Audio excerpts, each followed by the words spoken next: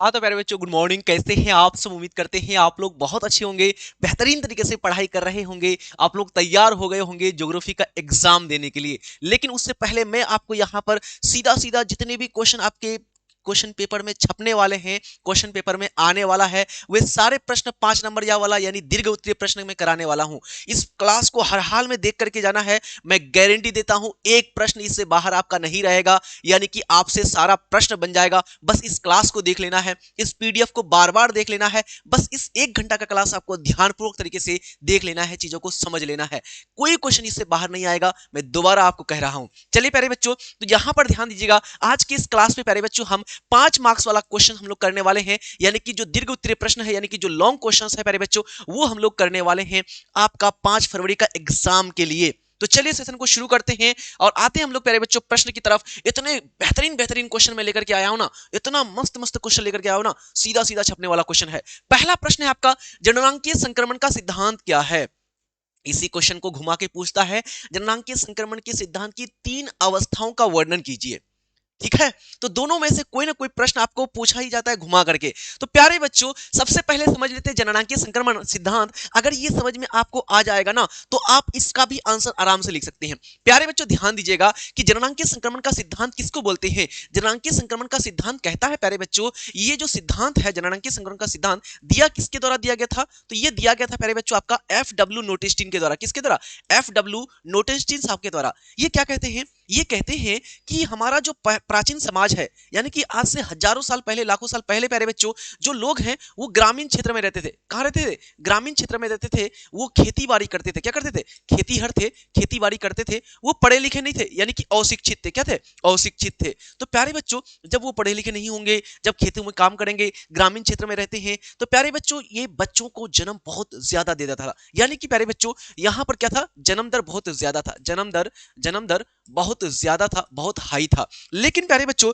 यहां पर क्योंकि शिक्षा नहीं है, क्योंकि यहां पर प्यारे बच्चों पढ़ाई लिखाई नहीं है, दवाई नहीं है, ये सब चीज नहीं होने के कारण यहां पर मृत्यु भी बहुत ज्यादा, जन्म भी बहुत ज्यादा, यानी कि जन्म दर और मृत्यु दर दोनों ही बहुत ज्यादा था। क्यों? तो पहला चीज हमको पता चला कि ये लोग ग्रामीण क्षेत्र में रहते थे, खेती बाड़ी करते थे, ये अशिक्षित थे, जागरूक नहीं थे। तो हम दो हमारे गिल्लो गिनते जाओ। समझ में आ रही बात? यस सर जी।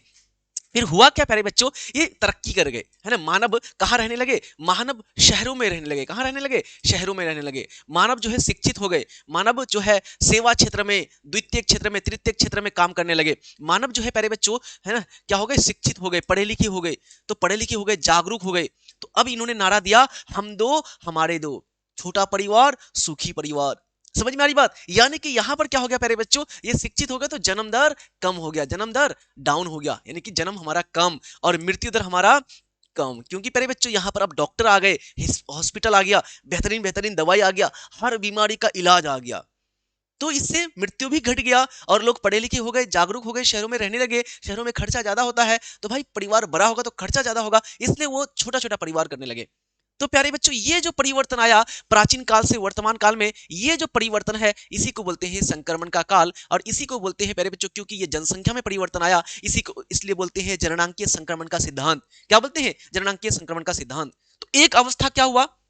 ये पहला अवस्था। ये क्या हुआ? पहला अवस्था कि जन्म भी ज्यादा और मृत्यु भी ज्यादा, जन्म दर और मृत्यु दर दोनों ही उच्च। ये पहला अवस्था। ये प्यारे बच्चों ये जो अवस्था है ये तीसरा अवस्था है। ये कौन सी अवस्था? तीसरा अवस्था, जिसमें जन्म दर और मृत्यु दर सीधा डाउन हो गया। इसके बीच भी एक अवस्था आता है प्यारे बच्चों, उसको बोलते हैं दूसरी अवस्था, जिसमें प्यारे बच्चों जन्म दर तो उच्च रहता है, लेकिन मृत्यु दर हमारा क्या होता है? घटता है, निम्नतम रहता है। यानी कि 3 अवस्थाएं। तो 3 अवस्था का आपको यहां पर मिल गया। अगर क्वेश्चन आ जाए जननांकीय संक्रमण की 3 अवस्थाओं का वर्णन कीजिए, तो आप क्या करेंगे? पहला अवस्था, दूसरा अवस्था, तृतीय अवस्था। पहला अवस्था में जन्म दर भी ज्यादा, मृत्यु दर भी ज्यादा। दूसरा अवस्था में जन्म दर ज्यादा, मृत्यु दर कम। तीसरा अवस्था में जन्म दर और मृत्यु दर दोनों ही कम। ये तीनों अवस्था हो गया। और जननांकीय संक्रमण का सिद्धांत का वर्णन करने बोलेगा तो आप बोलेंगे कि एफ.डब्ल्यू. नोटेस्टीन साहब के अनुसार ये क्या कहते हैं कि पहले के लोग शहरों में रहते थे, खेती बाड़ी करते थे, ये अशिक्षित थे, पढ़े लिखे नहीं थे, इसलिए ये ज्यादा से ज्यादा बच्चों का जन्म देते थे और ज्यादा से ज्यादा मृत्यु भी होता था दवाई नहीं होने के कारण। लेकिन जब ये प्यारे बच्चों शहरों में रहने लगे, ये जागरूक हो गए, ये सेवा क्षेत्र में काम करने लगे, तो ये जन्म दर और मृत्यु दर दोनों ही घटा दिया। तो ये जो परिवर्तन है ना, यही कहलाता है जननांकीय संक्रमण का सिद्धांत। यानी कि एक तीर दो निशाना हमने यहां से आपको करा दिया। ठीक है। तो प्यारे बच्चों ध्यान दीजिए, जननांगीय संक्रमण का सिद्धांत एफडब्ल्यू नोटेस्टिन साहब के द्वारा दिया गया था। किसके द्वारा? एफडब्ल्यू नोटेस्टिन। क्या कहते हैं वो? जिसके अनुसार पहले के समाज कहां रहते थे? ये ग्रामीण क्षेत्र में रहते थे, ये खेती बाड़ी करते थे, ये अशिक्षित थे यानी जागरूक नहीं थे, जिसके कारण जन्म दर और मृत्यु दर दोनों ही ज्यादा यानी दोनों ही उच्च रहता था। लेकिन जब वो शहरों में रहने लगे, वो फैक्ट्री में, उद्योग में, सेवा क्षेत्र में काम करने लगे, वो शिक्षित हो गए, जागरूक हो गए, तो जन्म दर और मृत्यु दर दोनों ही क्या हो गया प्यारे बच्चों? निम्न हो गया। यही जो परिवर्तन आया प्यारे बच्चों, समय के साथ ये परिवर्तन जो आया, ये जो संक्रमण आया, इसी को बोलते हैं जननांगीय संक्रमण का सिद्धांत। ऐसा परिभाषा आपको कहीं नहीं मिलने वाला है, इतना सरल भाषा में, इतना बेहतरीन भाषा में, और मस्त मस्त क्वेश्चन यहाँ पर नहीं मिलने वाला कहीं पर भी। इस पीडीएफ को अच्छे से प्राप्त जरूर कर लीजिएगा, ठीक है, जहां से भी हो। लेकिन ये पीडीएफ आपको मिलेगा कहां पर? उम्मीद क्लास एप्लीकेशन। सब कोई डाउनलोड कर लीजिएगा उम्मीद क्लास एप्लीकेशन, वहां पर ये पीडीएफ आपको फ्री ऑफ कॉस्ट में मिल जाएगा। वहां पर एक बैच आप लोग को बना दिया फ्री वाला, जिसका नाम है एग्जाम साथी। एग्जाम साथी पूरा का पूरा फ्री है, उसी में आपको प्यारे बच्चों ये वीडियो भी हम आपको डाल देंगे, यहाँ पर पीडीएफ भी आपको डाल देंगे, अच्छे से देख लीजिएगा। इसके अलावा कोई प्रश्न दीर्घ उत्तरीय देखने की कोई जरूरत नहीं है। आपका गुलाब सर चुन करके लाया है, सेलेक्ट करके लाया है, तो कोई प्रश्न इससे बाहर आपका नहीं आएगा, ठीक है। तो प्यारे बच्चों ये हो गया।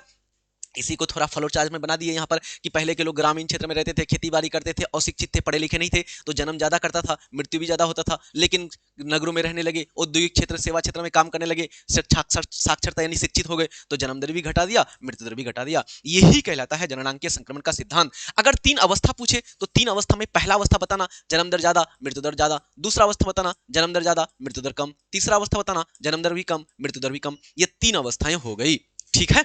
अगला प्रश्न लेते हैं। आपका क्वेश्चन है रोपण कृषि, या इसी को पूछा जाता है बागानी कृषि, या इसी को बोलते हैं एकल कृषि, इसकी विशेषताओं का वर्णन कीजिए। ध्यान दीजिएगा प्यारे बच्चों, आपको क्या क्वेश्चन आएगा? रोपण कृषि या बागानी कृषि या फिर आपका एकल कृषि की विशेषताओं का वर्णन कीजिए। तो क्या क्या विशेषताएं होती है प्यारे बच्चों रोपण कृषि की? रोपण कृषि किसको बोलते हैं प्यारे बच्चों? रोपण कृषि किसको बोलते हैं? एक ऐसी कृषि जिसको प्यारे बच्चों उत्पादन के लिए यानी लगाने के लिए एक लंबी समय अवधि का जरूरत पड़ता है, यानी कि एक फसल, एक पूरा खेत में है ना, बड़े से व्यापक क्षेत्र में इसका रोपाई होता है, और रोपण होने के बाद कई वर्षों तक आपको उत्पादन की प्राप्ति होती है, यानी एक बार लगा देते हैं तो कई वर्ष तक आपको इससे उत्पादन की प्राप्ति होती है। इसको बोलते हैं रोपण कृषि। रोपण कृषि की शुरुआत यूरोपवासियों के द्वारा किया गया था। चाय, गन्ना, कॉफी, रबर, केला, अनानास, नारियल, सुपारी, ये सब के सब रोपण कृषि है। अब विशेषता पूछा है प्यारे बच्चों, रोपण कृषि की विशेषता पूछा है, तो रोपण कृषि की विशेषता क्या क्या है प्यारे बच्चों, जल्दी से बताइएगा। तो रोपण कृषि की विशेषता की बात करते हैं प्यारे बच्चों। रोपण कृषि, इसी को एकल कृषि बोलते हैं, इसी को बागानी कृषि बोलते हैं। तो पहला विशेषता ये प्यारे बच्चों कि यहाँ पर ये एकल कृषि होता है। एकल कृषि का मतलब पूरे खेत में एक ही कृषि लगाई जाती है, पूरे खेत में यानी कि एक ही फसल, यानी कि ये पूरा का पूरा खेत है प्यारे बच्चों। अगर तो इस पूरे खेत में है ना, चाय लगा तो चाय ही चाय, चाय ही चाय, कपास तो कपास ही कपास, गन्ना तो गन्ना ही गन्ना, यानी पूरे खेत में एक ही प्रकार की फसल होती है। ठीक। दूसरा प्यारे बच्चों, रोपण कृषि करने के लिए बहुत ज्यादा पूंजी चाहिए, यानी कि पैसे की जरूरत बहुत ज्यादा पड़ती है, साथ साथ में मजदूर बहुत ज्यादा चाहिए भाई। क्या चाहिए है ना, कृषि को बुआई करना है, कटाई करना है, सफाई करना है, सिंचाई करना है ना, पत्ते तोड़ना है या फल तोड़ना है, तो इसके लिए बहुत ज्यादा क्या चाहिए? श्रमिक चाहिए, मजदूर चाहिए। तीसरा प्यारे बच्चों, आपका ये जो कृषि किया जाता है लाभ कमाने के उद्देश्य से किया जाता है। क्या क्या करने के लिए? लाभ कमाने के लिए, यानी कि व्यापार के उद्देश्य से किया जाता है। किसके लिए? व्यापार के उद्देश्य से किया जाता है रोपण कृषि। रोपण कृषि प्यारे बच्चों, ये जो कृषि होता है प्यारे बच्चों, यहाँ पर जो है प्यारे बच्चों, मशीन और तकनीक यानी टेक्नोलॉजी का प्रयोग करते हैं। मशीन और तकनीक का यानी टेक्नोलॉजी का प्रयोग किया जाता है। ठीक है प्यारे बच्चों, और बहुत व्यापक क्षेत्र में किया जाता है। क्या किसके व्यापक क्षेत्र में किया जाता है? लाभ कमाने के उद्देश्य से किया जाता है। इसमें पूंजी और मजदूरों की जरूरत पड़ती है बहुत ज्यादा। एकल कृषि यानी कि पूरे खेत में एक ही प्रकार की फसल को बोया जाता है। ठीक है, तो ये सारी विशेषताएं आप बता देंगे, यही सब विशेषता हो जाएगा आपका रोपण कृषि की विशेषताएं। ठीक है, तो बात करते हैं, ये व्यावसायिक खेती है। व्यावसायिक मतलब ये व्यापार करने के लिए है ना, लाभ कमाने के लिए, यानी बेचने के उद्देश्य से किया जाता है। ये बड़े पैमाने पर व्यावसायिक उद्देश्य के लिए किया जाता है, जिसमें मुख्य रूप से निर्यात किया जाता है। निर्यात पर ध्यान दिया जाता है कि भाई चाय का उत्पादन कर दिया, दूसरे देशों को निर्यात कर दिया, बेच दिया, यानी कि घर में खाने के लिए नहीं, बेचने के लिए, व्यापार के लिए, लाभ कमाने के लिए। ठीक है, एकल फसल उत्पादन। एकल फसल उत्पादन का मतलब क्या हुआ कि पूरे के पूरे खेत में एक ही प्रकार की है ना, यानी कि ये पूरा का पूरा खेत है। अगर इसमें पहले बच्चों आपका रबर का पौधा लगा तो पूरा खेत में रबर ही रबर है ना, पूरा खेत में कपास ही कपास, गन्ना ही गन्ना, इस तरह से। ठीक है, तो यहाँ पर इसमें बड़े क्षेत्र में एक ही फसल जैसे चाय, कॉफी, रबर, कपास आदि की खेती की जाती है। अत्यधिक पूंजी और श्रम। प्यारे बच्चों, आपको हम शॉर्ट क्वेश्चन भी आपको करा देंगे है ना, शॉर्ट क्वेश्चन भी आपको देख लीजिएगा अच्छे से। और ऑब्जेक्टिव का भाई एक क्वेश्चन आपका नहीं आएगा, मैं जितना पढ़ा रहा हूं ना, मैं जितना आपको बता रहा हूं, जितना क्वेश्चन करा रहा हूं, एक क्वेश्चन इससे बाहर आपका नहीं आएगा, इतना तो गारंटी है आपका। ठीक है, अत्यधिक पूंजी और श्रम की बात करते हैं, यानी कि प्यारे बच्चों, इस काम को करने के लिए, रोपण कृषि का उत्पादन करने के लिए बहुत ज्यादा पूंजी चाहिए, पैसा चाहिए, और साथ साथ में श्रमिक यानी मजदूर भी चाहिए। ठीक है, तो रोपण कृषि में बड़ी मात्रा में पूंजी का निवेश और कुशल श्रमिक यानी कि अच्छे किस्म के श्रमिक मजदूरों की जरूरत पड़ती है। ठीक है, उसके बाद अगला विशेषता बताएंगे मशीनों का उपयोग। मशीनों का उपयोग का मतलब प्यारे बच्चों, इसमें तकनीक के माध्यम से मशीन का उपयोग करके है ना फसल को बोया जाता है, फसल को काटा जाता है, जंगलों की सफाई की जाती है, सिंचाई किया जाता है ना, उसका प्रोसेसिंग किया जाता है, साफ सुथरा किया जाता है, ये सारा चीज। ठीक, उसके बाद प्यारे बच्चों लंबी अवधि की फसलें। लंबी अवधि का फसल मतलब क्या हुआ कि भाई आज नारियल का पौधा लगाओगे ना, आज नारियल का पौधा लगाओगे तो आपका बच्चा आके खाएगा, अरे बाप रे बाप, मेरा बाप तो बहुत बढ़िया काम करके गया जी, हाँ नारियल खा रहे हैं हम। समझ में आ रही बात? तो लगाओगे आप, आपका बेटा आके नारियल का पानी पिएगा, यानी कि लंबी अवधि का फसल। आज लगाओगे अंगूर, 5 साल 10 साल के बाद अंगूर का उत्पादन होगा। आज आप सुपारी लगाओगे तो 10 साल के बाद सुपारी मिलेगा, यानी कि लंबी फसल, कम से कम 1 साल, उससे ज्यादा कुछ भी लग सकता है आपको। ठीक है, तो रोपण कृषि में उगाई जाने वाली फसलें लंबी अवधि के बाद उत्पादन देती है, जैसे कि रबर, जैसे कि कॉफी, जैसे कि चाय, नारियल, सुपारी, ये सब के सब हो जाएंगे। ठीक है, चलिए अगला प्रश्न है आपका नेक्स्ट प्यारे बच्चों, उद्योगों की स्थापना को प्रभावित करने वाले कारकों की विवेचना कीजिए। बहुत महत्वपूर्ण क्वेश्चन है, बहुत इंपॉर्टेंट क्वेश्चन है आपका। उद्योगों की स्थापना को प्रभावित करने वाले कारक, कि भाई फैक्ट्री हमारा कहां पर लगेगा, तो कौन कौन से कारक है जो फैक्ट्री की जो है उद्योगों की स्थापना को प्रभावित करता है। तो ध्यान दीजिएगा प्यारे बच्चों, उद्योगों की स्थापना को प्रभावित करने वाले कारक, है ना, उद्योगों की स्थापना को, है ना, स्थापना को प्रभावित करने वाले कारक कौन कौन से ऐसे कारक है प्यारे बच्चों, है ना, जो उद्योग की स्थापना को प्रभावित करेगा। भाई स्कूल मान लीजिए लगाना है, स्कूल कहां पर लगाओगे, जहां पर बच्चा होगा, जहां के लोग पढ़ाने के लिए बच्चों को इच्छुक है, जहां के लोगों के पास इनकम है, वहीं पर ना लगाओगे। स्कूल ऐसा जगह लगा दोगे मरुस्थल क्षेत्र में जहां कोई है ही नहीं है। इसी प्रकार से फैक्ट्री कहां लगाओगे, तो जहां पर कच्चा माल मिलेगा। एक एक करके बात करते हैं, फैक्ट्री वहीं पर लगाएंगे जहां पर प्यारे बच्चों कच्चा माल होगा। तो पहला कारक है कच्चा माल, है ना। मान लीजिए चीनी का फैक्ट्री लगाना, तो चीनी फैक्ट्री वहीं पर लगाओगे जहां पर गन्ना मिलेगा। सूती वस्त्र उद्योग वहीं पर लगाओगे जहां पर कपास मिलेगा। सीमेंट का फैक्ट्री वहीं पर लगाओगे जहां पर चूना पत्थर मिलेगा। यानी कि प्यारे बच्चों कच्चा माल का होना जरूरी है। दूसरा प्यारे बच्चों, कच्चा माल हो जाएगा, लेकिन फैक्ट्री लगाओगे कैसे, आपके पास पूंजी होना चाहिए ना, पैसा होना चाहिए ना। यस सर जी, तो फैक्ट्री लगाने के लिए आप फैक्ट्री में क्या लगाओगे, मशीन लगाओगे, मजदूर रखोगे, तो सबको कैसे दोगे, पैसा देना पड़ेगा आपको, तो आपके पास पूंजी होना चाहिए। ठीक, उसके बाद प्यारे बच्चों पूंजी तो होना चाहिए, मशीन आपने ला दिया, मशीन को चलाओगे कैसे, तो मशीन को चलाने के लिए बिजली चाहिए, ऊर्जा चाहिए, है ना, पेट्रोल, कोयला, डीजल, कच्चा तेल, इसके माध्यम से चलेगा ना। ऐसा थोड़ा कि पेट्रोल ये मशीन आपका आराम से ला दिया, अपना चलना शुरू कर दिया, तो इसको कुछ ना कुछ चाहिए, ऊर्जा चाहिए। अच्छा मशीन अपने आप चल जाएगा, ऊर्जा नहीं ना, उसको हैंडल घुमाने के लिए, नट बोल्ट टाइट करने के लिए क्या चाहिए, मजदूर चाहिए। क्या चाहिए, मजदूर। तो प्यारे बच्चों श्रम चाहिए, श्रमिक। ठीक है, इसके बाद प्यारे बच्चों आपका क्या, तो भाई फैक्ट्री, है ना, फैक्ट्री में कच्चा माल कैसे आएगा, खेत से आएगा। खेत से कैसे आएगा प्यारे बच्चों, खेत से कच्चा माल आने के लिए सड़क चाहिए, पुल चाहिए, है ना, रेल मार्ग चाहिए, और कच्चा माल मार्केट में पहुंचने के लिए सड़क चाहिए। भाई कच्चा माल से पक्का माल बन जाएगा तो मार्केट में कैसे पहुंचेगा, तो सड़क चाहिए, पुल चाहिए, यानी कि परिवहन के साधन का होना जरूरी है। इसी प्रकार से प्यारे बच्चों अगर पक्का माल हमारा बन गया, मान लीजिए प्यारे बच्चों हमारा कपास लेकर के आए, उससे कपड़ा बन गया। अब कपड़ा क्या करोगे, फैक्ट्री में रख दोगे, चलो यार काम हो गया, नहीं ना, उसको उठा करके बाजार में लेके जाना है, बेचना है, तो बगल में बाजार भी होना चाहिए। क्या होना चाहिए, बगल में बाजार भी होना चाहिए। तो ये भी आपका प्रभावित करता है। इसी के साथ साथ मेरे बच्चों सरकार की नीति कैसी है, सरकार की नीति ये भी प्रभावित करती है। इसी के साथ साथ मेरे बच्चों जलवायु, ये भी आपका ये इसको प्रभावित करता है, उद्योगों की स्थापना को। तो ये सारे कारक हो गए, इसमें से 5 को उठा देना है, लिख देना है आराम से। हमने आपको 6 7 को बता दिया। ठीक है, तो चलिए एक एक करके बात करते हैं हम लोग। सबसे पहला है प्यारे बच्चों आपका, ध्यान दीजिए, उद्योग की स्थापना को प्रभावित करने वाले कारक निम्नलिखित है। पहला प्यारे बच्चों आपका कच्चा माल, है ना, कच्चा माल। प्यारे बच्चों हम आपको गेस क्वेश्चन दिए थे, है ना, और उसी में से ये सारा क्वेश्चन हमने आपको निकाल के फिर दिया है। ठीक है, लेकिन यहाँ पर हम क्वेश्चन कितना करेंगे, लगभग 15 से 16 क्वेश्चन हम लोग करने वाले हैं। ठीक है, बस इसको अच्छे से देख लीजिएगा, बार बार देख लीजिएगा, 10 बार देख लीजिएगा, और पीडीएफ को पढ़ लीजिएगा, कोई क्वेश्चन इससे बाहर नहीं आएगा। ठीक है, उद्योगों की स्थापना को प्रभावित करने वाले कारक निम्नलिखित है। पहला कच्चा माल, तो भाई उद्योगों को बहुत सारा कच्चा माल चाहिए, इसलिए बड़े उद्योगों को, है ना, कच्चे माल के आसपास ही लगाए जाते हैं ताकि खर्च हमारा कम हो। दूसरा मजदूर, कि भाई उद्योग चलाने के लिए, यानी मशीन को चलाने के लिए क्या चाहिए, मजदूर चाहिए। जहां पर सस्ते और आसानी से मजदूर मिल जाते हैं वहीं पर फैक्ट्री स्थापना होना चाहिए। तीसरा प्यारे बच्चों ऊर्जा, कि भाई मशीन, जो फैक्ट्री में मशीन लगाया है वो मशीन चलेगा कैसे, तो ऊर्जा से, कोयला से चलेगा, तेल से चलेगा, बिजली से चलेगा, पेट्रोल से चलेगा, डीजल से चलेगा, तो ये सब होना चाहिए आसपास। ठीक है, आगे बात करते हैं आपका नेक्स्ट। आगे प्यारे बच्चों आपका बाजार, यानी कि बाजार चाहिए, कि बनी हुई वस्तु, यानी कि जो हमारा पक्का माल बन गया, है ना, प्यारे बच्चों आपका हमारा चूना पत्थर से हमने सीमेंट बना दिया। अब सीमेंट कहां पर बिकेगा? मार्केट में बिकेगा, तो इसको मार्केट तक पहुंचाना पड़ेगा ना।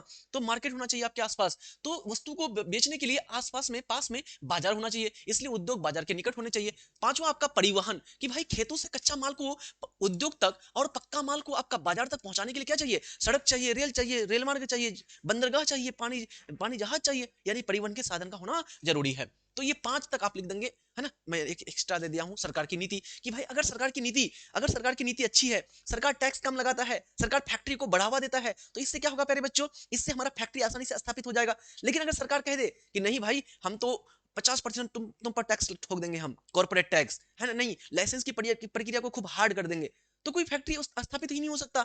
यानी कि सरकार का नीति भी बहुत महत्वपूर्ण होता है। अगर सरकार छूट प्रदान करती है, टैक्स कम लगाता है, लोगों को प्रोत्साहन करता है कि भाई फैक्ट्री लगाओ, तो इससे क्या होगा प्यारे बच्चों? उद्योग आसानी से स्थापित हो जाएगा। लेकिन सरकार अगर कानून बना देती है, लाइसेंस प्रक्रिया को हार्ड बना देता है, बहुत ज्यादा टैक्स लगा देगा, तो ऐसे फिर जो फैक्ट्री है उसकी स्थापना जल्दी से नहीं होगी। अगला क्वेश्चन है, भारत में गंदी बस्तियों की समस्या का वर्णन कीजिए। भारत में गंदी बस्तियों का समस्या क्या क्या है? या फिर क्वेश्चन इसी को आएगा, विकासशील देशों में ग्रामीण बस्तियों की समस्या का वर्णन कीजिए। ठीक है प्यारे बच्चों, इस तरह का प्रश्न आ जाता है घुमा करके और आप लोग फंस जाते हैं कभी कभी। इसलिए यही क्वेश्चन आपको इस तरह से आएगा कि जो विकासशील देश है वहां पर गंदी बस्ती की समस्या। भाई गंदी बस्ती की समस्या क्या होता है यार? अपना दिमाग में एक बार सोचिए, गंदी बस्ती की समस्या क्या हो सकता है वहां पर? गंदी बस्ती की समस्या अगर आप माइंड में लगाओगे प्यारे बच्चों, तो कौन कौन सी गंदी बस्तियों की समस्या होती है? जल्दी से बताइए। अपना माइंड में तुरंत आ जाना चाहिए कि अच्छा गंदी बस्ती है, तो गंदी बस्ती मतलब जहां तहां कचरा होगा। बिल्कुल जहां तहां कचरा होगा। तो पहला हो गया, है ना, कचरा का प्रबंधन सही से नहीं होता है। दूसरा प्यारे बच्चों, वहां पर जल प्रदूषण आपको देखने को मिलेगा, है ना, प्रदूषण बहुत ज्यादा देखने को मिलेगा। जल प्रदूषण, वायु प्रदूषण, मिट्टी प्रदूषण, ये सब देखने को मिलेगा। यहाँ पर प्यारे बच्चों आपका जो आवास होते हैं, है ना, कच्चा मकान होता है ना, और उसके बाद, है ना, वहां पर जो है क्या बोलते हैं कि नाली का, है ना, जो सीवेज होते हैं, नहर होते हैं, नालियां होती है ना, उसका सही से, है ना, वो सही से नहीं बनाया जाता है, साफ सुथरा नहीं रखा जाता है ना, गंदी बस्तियों में, है ना, जहां तहां क्या बोलते हैं शौच, है ना, खुले में लोग शौच कर देते हैं, है ना, ये भी एक समस्या हो गया आपका। समझ में आ रही बात? तो गंदी बस्तियों की समस्या बता देना है आपको। वहां पर आपका जो है क्या बोलते हैं कि रहन सहन की दशाएं क्या होती है? बहुत निम्न होती है। बहुत निम्न होता है रहन सहन का दशा, कि एकदम लोग जैसे तैसे रहते हैं, पहनावा, है ना, घर द्वार, घर के सामने से नाली जा रही है ना, जल प्रदूषण, पानी का अभाव पीने के लिए, है ना, वायु प्रदूषण, ये सारी समस्या आपको देखने को मिलती है यहाँ पर। समझ में आ रही बात? तो यही सब बात को लिख देना है, हो गया आपका। ठीक है, तो यहां पर लिख देंगे प्यारे बच्चों, गंदी बस्तियों की समस्या में क्या क्या, कि गंदी बस्तियों की समस्या निम्नलिखित है। सबसे पहले स्वच्छता की कमी, कि भाई जहां तहां कूड़ा कचरा पड़ा हुआ गिरा हुआ रहता है। गंदी बस्तियों में सफाई की सुविधा का अभाव होता है, जिससे कचरा और गंदगी सड़क पर फैली होती है। ये खुले में गंदगी और प्रदूषण को बढ़ाता है, जिससे बीमारियां जैसे मलेरिया, डेंगू, ये सारी बीमारियां यहाँ पर फैलती है। ठीक है, आगे बात करते हैं पानी की समस्या, है ना, कि पानी की कमी और दूषित जल, कि वहां पर जो है प्यारे बच्चों आपको, है ना, पानी, शुद्ध पानी पीने के लिए नहीं मिलता है, पानी का अभाव होता है। तो साफ पानी की आपूर्ति न होने से लोग गंदे पानी का सेवन करते हैं, जो कई स्वास्थ्य समस्या उत्पन्न करते हैं, जैसे दस्त हो जाता है। दस्त किसको बोलते हैं? समझ रहे हो ना? समझ रहे हो ना? दौरा दौरी करना, हैजा, अन्य जल जनित बीमारियां, पानी की गंभीर कमी होती है। ठीक है, तीसरा आपका शौचालय की कमी। भाई सब एकदम क्या कर रहे हैं? खुले में शौच कर रहे हैं, या एक ही वॉशरूम है प्यारे बच्चों। अब सब कोई नंबर लगाए हुए हैं, है ना, अब मेरा बारी आएगा, अब मेरा बारी आएगा। आ रही बात समझ में? अब यहाँ पर कोई आके गेट खटखटा रहा है, 5 रुपया दो, फिर अंदर जाओ, फिर आओ बाहर। आ रही बात समझ में? तो यहाँ पर क्या होता है यहाँ पर शौचालय का समस्या ये भी होता है आपका। उसके बाद, है ना, कचरा प्रबंधन का कमी। कचरा प्रबंधन मतलब जहां मन तहां गिरा दिया कचरा, है ना, जहां मन तहां पूरा कचरा गिरा दिया। ये सारा चीज आपका होता है गंदी बस्तियों में, या विवेकशील जो विकासशील जो देश है वहां पर जो नगरीय बस्तियों की समस्या होती है। असुरक्षित आवास, कि भाई घर जो है ना, घर जो है बना होता है वो झोपड़ी का बना होता है, मिट्टी का, फूस का बना होता है, सामने से नली जा रहा है, नाली जा रहा है, उससे कचरा पानी जा रहा है, वहां पर एकदम मच्छर उच्छर पनप रहा है, जिससे मलेरिया, डेंगू, अलग अलग बीमारियां हो जाती है। ठीक है, आगे बात करते हैं, बहुत ही इंपॉर्टेंट क्वेश्चन है, कार्यात्मक दृष्टिकोण से भारतीय नगरों का वर्गीकरण कीजिए। कार्यात्मक दृष्टिकोण से नगर, प्यारे बच्चों, कार्य के आधार पर नगर का वर्गीकरण। तो प्यारे बच्चों, कार्य के आधार पर नगर कई प्रकार के होते हैं। कार्य के आधार पर नगर कई प्रकार के होते हैं। मैं तो यहां पर आपको कम से कम 8 गो बता रहा हूं, लेकिन आपको ये क्वेश्चन आएगा तो 5 गो लिख करके आना। कितना? 5 गो। ठीक है, कोई भी दीर्घ उत्तरीय प्रश्न लिखो, अगर पॉइंट में लिख रहे हो तो 5 पॉइंट जरूर लिखेगा, 5 पॉइंट। ठीक है, 4 से 5 पॉइंट कम से कम होना चाहिए। तो प्यारे बच्चों ध्यान दीजिए, है ना, नगरों का विभाजन करने के लिए बोला है कार्य के आधार पर, है ना, कार्यात्मक दृष्टिकोण से नगरों का विभाजन। तो प्यारे बच्चों, जो नगर होते हैं कार्य के आधार पर कई प्रकार के होते हैं। पहला होता है प्रशासनिक नगर। प्रशासनिक नगर किसको बोलते हैं? ऐसा नगर जहां से प्यारे बच्चों प्रशासन चलाया जाता है, जहां से राज्य का शासन चलाया जाता है या किसी देश का शासन चलाया जाता है, इसको प्रशासनिक नगर बोलते हैं। दूसरा प्यारे बच्चों आपका दूसरा होता है आपका धार्मिक एवं सांस्कृतिक नगर। धार्मिक एवं सांस्कृतिक नगर, ऐसा नगर जो किसी धर्म के कारण, है ना, किसी धर्म या किसी विशेष संस्कृति के कारण फेमस हो जाता है। जैसे कि प्रशासनिक नगर में क्या हो जाएगा, जैसे कि दिल्ली हो जाएगा, जैसे बिहार की राजधानी पटना हो जाएगा, जैसे झारखंड की राजधानी रांची हो जाएगा, है ना, जितनी भी राजधानियां हैं। धार्मिक नगर में क्या हो जाएगा प्यारे बच्चों, जैसे कि उड़ीसा का, है ना, उड़ीसा का पुरी हो जाएगा, जैसे कि वाराणसी हो जाएगा उत्तर प्रदेश में, बनारस वाराणसी, है ना। इसी प्रकार से प्यारे बच्चों आपका क्या हो जाएगा, जैसे कि क्या बोलते हैं कि मक्का मदीना हो जाएगा, जेरूसलम हो जाएगा, है ना। ये सब क्या है, धार्मिक नगर है। इसी प्रकार से प्यारे बच्चों बात करते हैं अगर तीसरा नंबर में, तो तीसरा हो जाता है औद्योगिक नगर। औद्योगिक नगर किसको बोलेंगे, ऐसा नगर, है ना, ऐसा नगर जहां पर क्या होते हैं प्यारे बच्चों, औद्योगिक यानी कि उद्योग होते हैं कई सारे, है ना। जैसे कि आपका जमशेदपुर, जैसे कि आपका क्या हो जाएगा, जमशेदपुर हो जाएगा, जमशेदपुर हो जाएगा, जैसे कि आपका कानपुर, नागपुर, सोलापुर, कोल्हापुर, है ना, जैसे कि अहमदाबाद, सूरत, है ना, जैसे कि कोयम्बटूर, ये सब के सब हो जाएंगे। इसी प्रकार से प्यारे बच्चों आपका होता है खनन नगर। कौन सा नगर, खनन नगर। ऐसा नगर जहां से खनिज को निकाला जाता है, जैसे कि झरिया झारखंड में पड़ता है, यहाँ से आपका कोयला का उत्पादन करते हैं। इसी प्रकार से प्यारे बच्चों आपका क्या हो जाएगा, खेतरी, है ना, खेतरी, ये आपका पड़ता है प्यारे बच्चों कहां पर, राजस्थान में, जहां से तांबा का उत्पादन उत्खनन करते हैं। इसी प्रकार से आपका आ जाएगा सिंगरैनी। सिंगरैनी ये आपका पड़ता है तेलंगाना में, जहां से प्यारे बच्चों कोयला का उत्पादन करते हैं। तो ये सब का सब हो जाएगा। इसी प्रकार से प्यारे बच्चों आपका आता है कौन सा नगर, पर्यटन नगर। पर्यटन नगर मतलब ऐसा नगर जहां पर लोग घूमने फिरने के लिए जाते हैं, पर्यटन नगर, टूरिज्म नगर। जैसे कि प्यारे बच्चों आपका मनाली हो गया, शिमला हो गया, नैनीताल हो गया, भीमताल हो गया, कोलकाता हो गया, दार्जिलिंग हो गया, है ना, घूमने फिरने के लिए जाते हैं आपका लोग, है ना। तो ये हो गया पर्यटन नगर। इसी प्रकार से होता है प्यारे बच्चों आपका शैक्षणिक नगर, जो शिक्षा का केंद्र होते हैं। शैक्षणिक नगर जो क्या किसका केंद्र होते हैं, शैक्षणिक नगर मतलब जहां पर शिक्षा का बहुत महत्वपूर्ण केंद्र होता है। जैसे कि अलीगढ़ हो गया, जैसे कि आपका क्या बोलते हैं कि आपका कोटा हो गया राजस्थान में, जैसे पिलानी हो गया राजस्थान में, जैसे कि IIT रुड़की हो गया, है ना। तो जहां पर शिक्षा के बहुत महत्वपूर्ण केंद्र होते हैं। इसी प्रकार से एक और नगर होता है आपका प्यारे बच्चों, सातवां नंबर में परिवहन नगर। परिवहन नगर मतलब प्यारे बच्चों जहां से परिवहन होता है, आयात निर्यात होता है, वस्तुओं का खरीद बिक्री होता है, या फिर बहुत बड़े रेलवे स्टेशन हो गया, बहुत बड़ा बंदरगाह हो गया, तो ये परिवहन नगर। इसी प्रकार से एक और होता है प्यारे बच्चों आपका, है ना, कौन कितना नंबर, 8 नंबर, जिसको बोलते हैं सैन्य नगर यानी कि छावनी नगर। कितने सारे बता दिए आपको, इसी में से 5 को उठाना है, लिख देना है। यार बहुत आसान है, ज्योग्राफी का एग्जाम बहुत आसान हो जाएगा आपका, टेंशन मत लीजिए, डरिए मत। एकदम फाड़ के आना है, गुलाब सर का नाम लिख करके एकदम चिपका देना है। अरे नहीं चिपका के मत आना, अरे बात समझ में, नंबर कट जाएगा।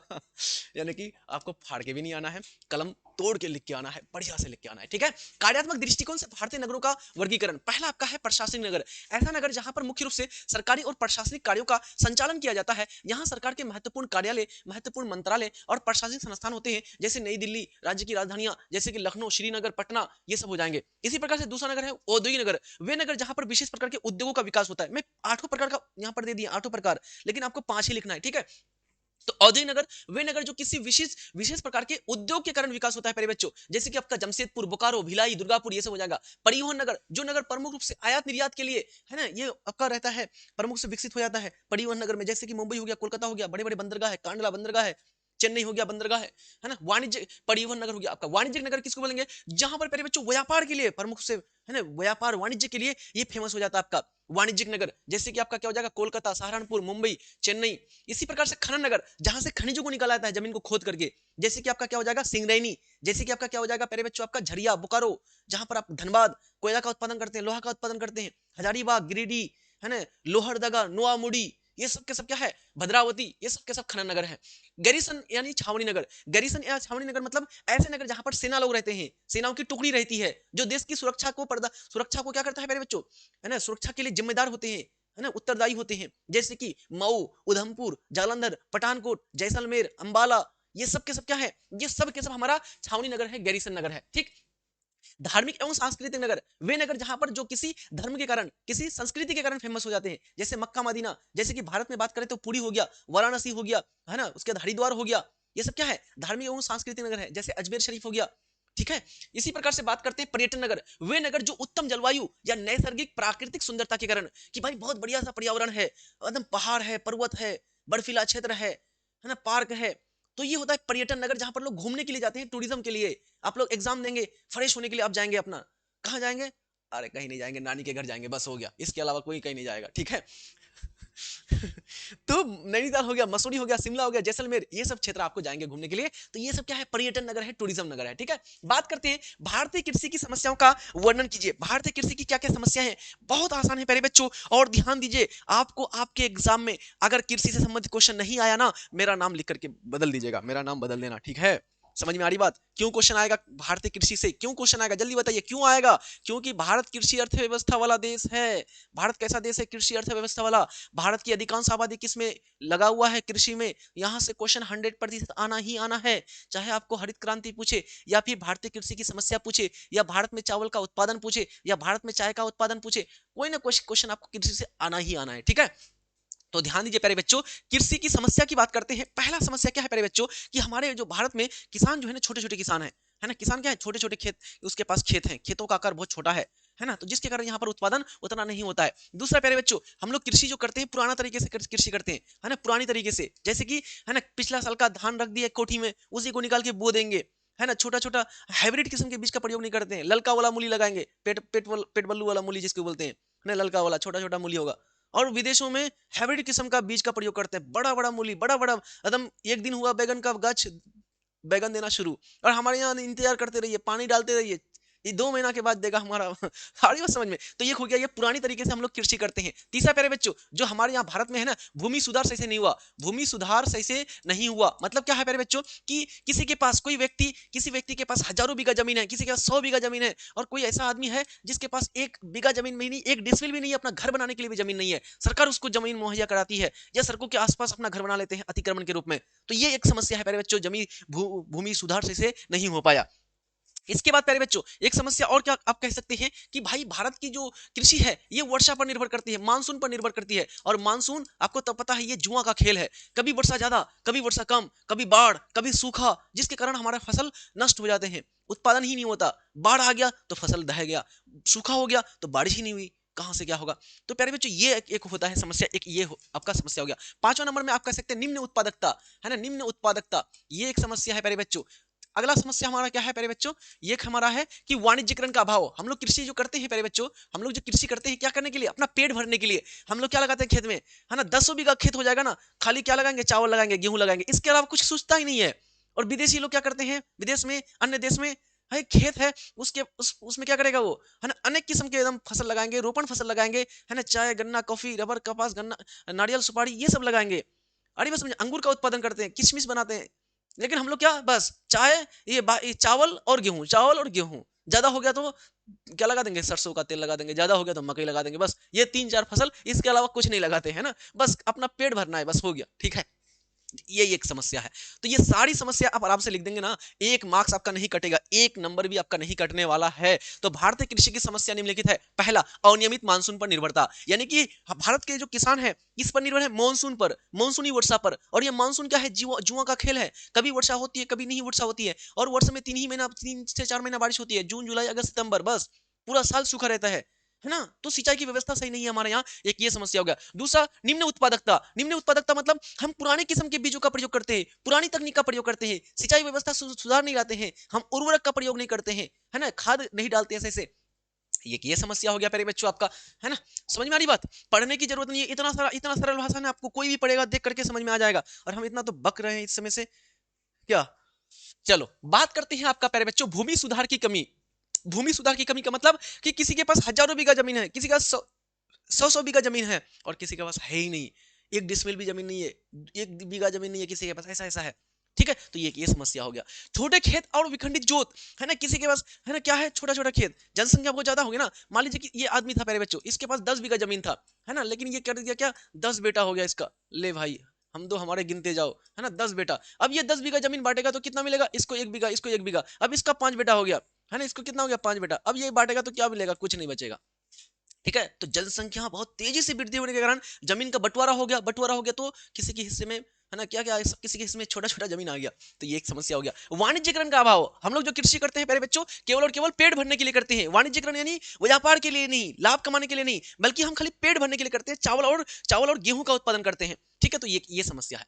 बात करते हैं भारत में चावल के उत्पादन एवं वितरण का विवरण दीजिए, कि भारत में चावल का उत्पादन और चावल का वितरण कि कहां-कहां पर भारत में चावल का उत्पादन होता है और चावल का वितरण कहां-कहां पर है। इसी क्वेश्चन को आएगा कि चावल उत्पादन के भौगोलिक दशाओं का वर्णन कीजिए। बहुत इंपॉर्टेंट है प्यारे बच्चों। पिछला बार आपको गेहूं पूछा गया है, इस बार आपको हमको लगता है कि पूरा का पूरा यही आएगा, चावल आएगा या फिर हम आपको बता रहे हैं चाय आएगा। ठीक है, तो चाय भी करा दिए, चावल भी करा देंगे, दोनों आपको कराना है हम।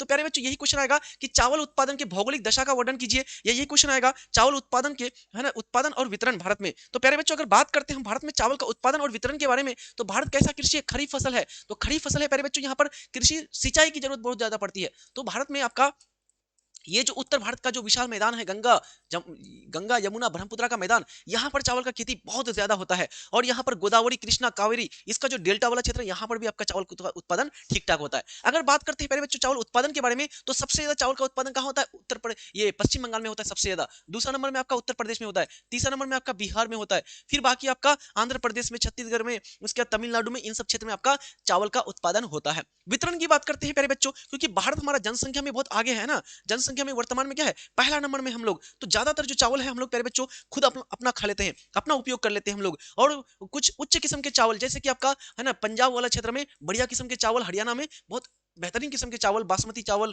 और इससे बढ़िया बढ़िया है ना सोना मंसूरी, अलग अलग चावल का उत्पादन होता है, उन सबको बेच दिया जाता है। एक होता है आपका अमन बोरो, है ना, बंगाल में उत्पादन किया जाता है, अमन और बोरो, इन दोनों को बेच दिया जाता है, निर्यात कर दिया जाता है। तो कुछ चावल का निर्यात भी करते हैं, लेकिन ज्यादातर चावल हम अपना उपयोग के लिए रख लेते हैं, भारत देश में ही उसका क्या हो जाता है, समापन हो जाता है। और प्यारे बच्चों चावल जो है सरकार क्या करती है, सरकार जो है, जो हमारी सरकार होती है प्यारे बच्चों, ये सरकार क्या करती है, कोटा के माध्यम से, है ना, कोटा जो राशन की दुकानें होती है, वहां पर गरीब जनता को, निर्धन जनता को, जिसकी आर्थिक स्थिति बहुत कमजोर है, उसको दिया जाता है चावल, उपलब्ध कराया जाता है 4 रुपए किलो पर, 5 रुपए किलो पर चावल और गेहूं, है कि नहीं, देता कि नहीं देता है, यस सर जी। तो ये सब आपका बता देंगे। अगर यहीं पर प्यारे बच्चों अगर क्वेश्चन आपको आ जाए कि भारत में चावल के उत्पादन की भौगोलिक दशा, भौगोलिक दशा का मतलब कौन कौन सी चीज चाहिए चावल उत्पादन के लिए, तो प्यारे बच्चों अगर हम बात करें चावल उत्पादन की दशा के बारे में, तो चावल उत्पादन के लिए प्यारे बच्चों जो हमारा वर्षा है बहुत ज्यादा होना चाहिए, है ना, वर्षा 200 सेंटीमीटर के आसपास होना चाहिए। कितना सेंटीमीटर, है ना, 150 से 200 सेंटीमीटर। इसी प्रकार से बात करते हैं प्यारे बच्चों चावल में आपका मिट्टी, मिट्टी कैसी होनी चाहिए, तो मिट्टी आपका प्यारे बच्चों चिकनी मिट्टी होनी चाहिए, जलोढ़ मिट्टी होनी चाहिए, है ना, जिसमें आपका थोड़ा कादो वाला हो, कीचड़ वाला हो जिसको बोलते हैं, है ना, जिसमें आपका धान का फसल बहुत तेजी से बढ़ता है। तीसरा प्यारे बच्चों आपका सिंचाई, ये तो वर्षा हो गया, वर्षा के साथ सिंचाई हो गया, मिट्टी हो गया। उसके बाद तापमान की बात करते हैं, तो तापमान अच्छा खासा चाहिए, धूपदार वाला दिन होना चाहिए, यानी कि तापमान आपका लगभग लगभग 30 से लेकर के 40 डिग्री सेल्सियस तक आपका चलेगा आराम से, आपका ये तापमान होना चाहिए। ठीक है, इसके बाद और बात करें क्या, तो यहाँ पर प्यारे बच्चों श्रमिक मजदूर, है ना, श्रमिकों की आवश्यकता पड़ती है ना, धान को रोपने के लिए, उससे जंगल को हटाने के लिए, उसकी कटाई करने के लिए, उसकी निराई करने के लिए, साफ सफाई करने के लिए, खरपतवार को हटाने के लिए, है ना, ये सब करने के लिए। तो ये हो गए चावल के उत्पादन की भौगोलिक दशा, और वो जो हमने बताया अभी, तो वो है चावल का उत्पादन और चावल का वितरण। ठीक है, तो यहाँ पर बात करते हैं प्यारे बच्चों कि चावल भारत की प्रमुख खाद्य फसल है और देश की अधिकांश जनसंख्या का मुख्य भोजन है। इसका उत्पादन मुख्य रूप से उष्ण एवं आर्द्र जलवायु वाले क्षेत्र में होता है। चावल का उत्पादन की बात करते हैं तो भारत में चावल की खेती के लिए अधिक वर्षा, उपजाऊ जलोढ़ मिट्टी, है ना, यही आपको छाट देना है, इसी में भी, है ना, ये दोनों में से। अरे भाई समझ, कोई भी क्वेश्चन आएगा तो आपको इसको चिपका देना है। और समतल भूमि चाहिए, है ना, प्रमुख उत्पादक राज्य है पश्चिम बंगाल, उत्तर प्रदेश, बिहार, उड़ीसा, छत्तीसगढ़, आंध्र प्रदेश, तेलंगाना, तमिलनाडु, पंजाब, असम, ये सारे क्षेत्र हैं चावल उत्पादन के। हरित क्रांति और सिंचाई व्यवस्था के विकास से चावल का उत्पादन में क्या हो गया, वृद्धि हो गया। यानी कि हरित क्रांति जब हुआ 1960 के दशक में, तो चावल के उत्पादन में, गेहूं के उत्पादन में बहुत तेज गति से क्या हुआ प्यारे बच्चों, वृद्धि हुआ। इसका वितरण की बात करते हैं तो वितरण में प्यारे बच्चों चावल का वितरण देश के लगभग सभी भागों में होता है। प्रत्येक राज्य में चावल को खाया जाता है भोजन के रूप में, चाहे एक टाइम चाहे 2 टाइम, और बिहार बंगाल हो तो तीनों टाइम। दोपहर में खा लेगा, रात में खा लेगा, रात में उसमें पानी डाल के रख देगा, सवेरे उठ के पंता खा लेगा। आ रही बात समझ में, ये होता है आपका भारतीय खाद्य निगम, जो आपका फूड कॉर्पोरेशन ऑफ इंडिया है, भारतीय खाद्य निगम, ये क्या करती है, PDS system, public distributary system, यानी कि सार्वजनिक वितरण प्रणाली के तहत राशन की जो दुकानें होती है, जो आपका प्यारे बच्चों कोटा की दुकान होती है, कोटा, वहां पर प्यारे बच्चों चावल और गेहूं भेजा जाता है, और मात्र 3-4 रुपए में उसको दिया जाता है गरीब जनता को, निर्धन जनता को, ताकि उसका भी जरूरत पूरा हो सके। ठीक है, इसके अलावा भारत से चावल का निर्यात भी होता है, जो पंजाब और हरियाणा में बेहतरीन किस्म के चावल का जो उत्पादन होता है ना, उसको निर्यात भी करते हैं हम लोग। ठीक है, आगे बात करते हैं भारत में पेट्रोलियम क्षेत्रों के वितरण का विवरण दीजिए, है ना, भारत में जो पेट्रोलियम क्षेत्र है प्यारे बच्चों, तो बात करते हैं भारत में पेट्रोलियम क्षेत्र के बारे में, तो याद रखिएगा भारत में 3 क्षेत्र है पेट्रोल का उत्पादन का, है ना। एक क्षेत्र प्यारे बच्चों यहाँ पर आपका, है ना, असम, नागालैंड, मणिपुर, मेघालय वाला क्षेत्र यहाँ पर। एक है आपका प्यारे बच्चों गुजरात में पेट्रोल उत्पादन का क्षेत्र, और एक है आपका मुंबई में। ठीक है, ये 3 क्षेत्र है, याद रखिएगा। तो अब इन तीनों क्षेत्रों को कैसे बताना है, पहला क्षेत्र को बोलते हैं उत्तर पूर्वी क्षेत्र। क्या बोलते हैं प्यारे बच्चों? उत्तर पूर्वी क्षेत्र बोलते हैं, है ना। असम, यहाँ पर इसमें प्रमुख रूप से असम आ जाएगा। असम में प्यारे बच्चों दो क्षेत्र आपका, एक है आपका डिगबोई और एक है आपका नहरकटिया, ये दो हो गया। दूसरा आपका स्थल है प्यारे बच्चों आपका ये गुजरात ये आपका पश्चिमी तट में आ जाएगा, पश्चिमी क्षेत्र आ जाएगा, पश्चिमी क्षेत्र, है ना। पश्चिमी क्षेत्र में कौन आ जाएगा? गुजरात। और गुजरात में कौन कौन स्थल है? तो गुजरात में प्यारे बच्चों आपका कलोल, उसके बाद आपका है जामनगर, उसके बाद आपका प्यारे बच्चों अंकलेश्वर, ये सब के सब तेल उत्पादन के क्षेत्र हैं। तीसरा आपको हमने कहा महाराष्ट्र में आपका मुंबई, ये आ जाएगा प्यारे बच्चों अरब सागर वाला क्षेत्र, है ना। अरब सागरीय तट, इसमें कौन स्थल है प्यारे बच्चों? आपका मुंबई हाई, ये है आपका तेल उत्पादन के लिए। ये तीनों क्षेत्र के बारे में बता देंगे और थोड़ा सा मैप इस तरह से दिखा देंगे, आपको नंबर मिल जाएगा, भर के नंबर मिलेगा, एक नंबर भी आपका नहीं कटेगा, ठीक है, ध्यान रखिएगा। चलिए तो बात करते हैं हम लोग प्यारे बच्चों यहाँ पर, है ना, बात करते हैं हम लोग यहाँ पर। ध्यान दीजिए कि भारत में खनिज तेल के 3 प्रमुख क्षेत्र हैं जो निम्नलिखित है। सबसे पहला उत्तर पूर्वी क्षेत्र, ये भारत का सबसे पुराना तेल क्षेत्र है, सबसे पुराना भारत का तेल क्षेत्र है और सबसे ज्यादा आपका वो असम है। और उसके बाद फिर मेरे बच्चों ये क्षेत्र आपका मेघालय तक फैला हुआ है। इसमें पेट्रोल के 4 विकसित क्षेत्र है, कितना? 4। सबसे महत्वपूर्ण है आपका असम का डिगबोई, उसके बाद है असम का सुरमा घाटी, उसके बाद है नहरकटिया, क्या नाम है? नहरकटिया। उसके बाद है मोरन क्षेत्र, मोरन पहाड़। दूसरा आपका है प्यारे बच्चों पश्चिमी क्षेत्र में हमने क्या कहा? गुजरात, है ना। ये दूसरा बड़ा तेल का क्षेत्र है जो गुजरात में है और गुजरात का खंबात की खाड़ी में, है ना, अंकलेश्वर और कलोल, जामनगर, ये सब के सब आपका प्यारे बच्चों प्रमुख क्षेत्र है तेल उत्पादन का, पेट्रोल उत्पादन का, ठीक है। इस पीडीएफ को जरूर देख लीजिएगा, सारा क्वेश्चन प्रैक्टिस कर लीजिएगा, मैं 100% गारंटी देता हूं, ठीक है, 100% गारंटी। ये आपका हो गया गुलाब सर का सिग्नेचर, ठीक है, क्वेश्चन इससे बाहर नहीं आएगा, ठीक है। समुद्र तटीय क्षेत्र जिसको बोलते हैं अरब सागरीय क्षेत्र, इसके अंतर्गत मुंबई हाई तेल क्षेत्र सर्व प्रमुख है, जहां भारत के कुल खनिज तेल का 57% प्राप्त होता है। यह मुंबई तट से 115 किलोमीटर दूर अरब सागर में स्थित है, जहां जापान सरकार की मदद से सागर सम्राट नामक जल मंच से खनिज तेल का क्या किया जाता है? उत्पादन किया जाता है, ठीक है। अगला बात करते हैं प्यारे बच्चों, आपका क्वेश्चन है ऊर्जा के अपारंपरिक स्रोत कौन कौन से हैं, भारत में इसकी संभावनाओं का चर्चा करें। तो भारत में प्यारे बच्चों ऊर्जा के अपारंपरिक स्रोत मतलब किसको बोलते हैं प्यारे बच्चों? अनवीकरणीय, ये नवीकरणीय है ना, अपारंपरिक इसको बोलते हैं नवीकरणीय ऊर्जा। नवीकरणीय ऊर्जा का मतलब होता है प्यारे बच्चों ऐसी ऊर्जा जो, है ना, जिसका भंडारण असीमित मात्रा में है, जो कभी समाप्त नहीं हो सकता है। इसमें सौर ऊर्जा, पवन ऊर्जा, है ना, जल विद्युत, है ना, ज्वारीय ऊर्जा, ये सब के सब आते हैं, ठीक है। तो बात करते हैं अपारंपरिक ऊर्जा स्रोत, ऐसे ऊर्जा स्रोत हैं जो नवीकरणीय योग्य होते हैं, ये पर्यावरण के लिए अच्छे होते हैं, यानी कि पर्यावरण को प्रदूषित नहीं करते हैं। ये ऊर्जा स्रोत अधिक शुरुआत में महंगे होते हैं, लेकिन लंबे समय में टिकाऊ और सस्ती ऊर्जा प्रदान करते हैं। कुछ प्रमुख ऊर्जा के अपरंपरागत स्रोत निम्नलिखित है। पहला आपका सौर ऊर्जा, सूर्य की किरणों से प्राप्त होती है सौर ऊर्जा आपका। दूसरा होता है पवन ऊर्जा, पवनों की गति से प्राप्त होता है प्यारे बच्चों, कि पवन जब चलती है, तेज हवा चलती है, तो आप क्या लगाते हैं? पवन चक्की लगाते हैं, जो पंखा घूमती है आपका, है ना, ये खास करके आपका प्यारे बच्चों, है ना, जो सागर का क्षेत्र है ना, समुद्र के किनारे, ये होता है आपका इस प्रकार से, है ना। और हवा तेज चलती है तो ये पंखा ऐसे करके घूमती है, टरबाइन घूमने से हमारा बिजली का उत्पादन होता है, ठीक है। आगे है ज्वारीय ऊर्जा और तरंग ऊर्जा, इसको बोलते हैं, यानी कि जो हमारा सागर है, महासागर है, हिंद महासागर, अरब सागर, ये बंगाल की खाड़ी, यहाँ पर तेज एकदम पानी की लहर आती है ना, तेज ज्वार भाटा उठता है, तो पानी की तेज लहर में प्यारे बच्चों टरबाइन को रखा जाता है, टरबाइन घूमता है, इससे बिजली का उत्पादन होता है। इसी प्रकार से भूतापीय ऊर्जा, पृथ्वी के अंदर से निकलने वाली जो गर्म मैग्मा होता है, इसको ऊर्जा में बदला जाता है, तो इसको बोलते हैं भूतापीय ऊर्जा। जैव ऊर्जा मतलब कि भाई जीवों के अवशिष्ट, जीवों के सड़े गले पदार्थ, जीवों के कचरे, इनसे प्यारे बच्चों ऊर्जा का उत्पादन होता है, इसको बोलते हैं जैव ऊर्जा। भारत में सूती वस्त्र उद्योग के विकास और वितरण का वर्णन कीजिए। भारत में सूती वस्त्र उद्योग का विकास और सूती वस्त्र उद्योग का वितरण। तो प्यारे बच्चों अगर सूती वस्त्र उद्योग की बात करते हैं, ये ब्रिटिश सरकार के समय लॉर्ड डलहौजी के काल में सन 1854 में पहला सूती वस्त्र उद्योग लगाया गया था मुंबई में। याद रखिएगा, पहला आधुनिक सूती मिल लगाया गया था कहां पर? मुंबई में, ठीक। उसके बाद फिर प्यारे बच्चों थोड़ा धीमा पड़ गया, लेकिन आजादी के बाद फिर सूती वस्त्र उद्योग में थोड़ा बढ़ोतरी आया और मुंबई हो गया, कानपुर हो गया, शोलापुर हो गया, कोल्हापुर हो गया, नागपुर हो गया, उसके बाद आपका अहमदाबाद, सूरत, कोयम्बटूर, ये सब के सब महत्वपूर्ण क्या है? सूती वस्त्र के केंद्र हैं। राज्य की बात करते हैं तो गुजरात हो गया, महाराष्ट्र हो गया, कर्नाटक हो गया, तमिलनाडु हो गया, है ना, उसके बाद इधर हरियाणा, पंजाब हो गया, ये सब में सूती वस्त्र के उद्योग हैं। तो भारत में सूती वस्त्र उद्योग का विकास औद्योगिक क्रांति के बाद हुआ, जिसमें महाराष्ट्र और गुजरात सबसे प्रमुख केंद्र बने, सबसे ज्यादा केंद्र यहीं पर है सूती वस्त्र का। सूती वस्त्र उद्योग अच्छा यहाँ पर क्यों है? क्योंकि प्यारे बच्चों यहाँ पर काली मिट्टी है, काली मिट्टी में कपास का उत्पादन ज्यादा होता है। जब कपास का उत्पादन ज्यादा होगा, क्योंकि कपास कच्चा माल होता है सूती वस्त्र उद्योग का, इसलिए यहाँ पर फैक्ट्री आपका ज्यादा होता है, ठीक।